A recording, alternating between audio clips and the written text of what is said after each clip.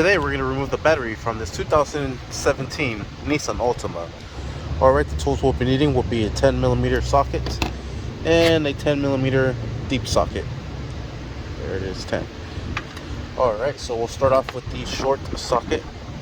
First thing we're going to do is loosen up this negative terminal here.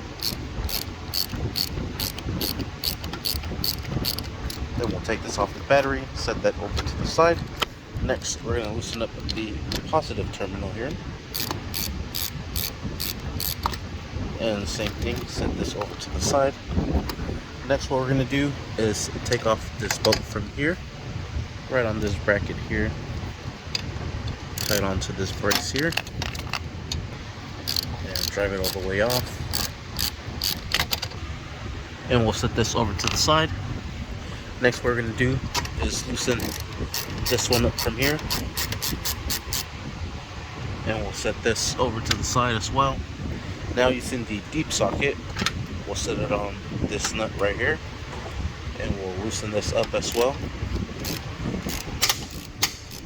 Alright, and we'll set that over to the side. We'll remove this bracket from here. Then we'll take out the battery.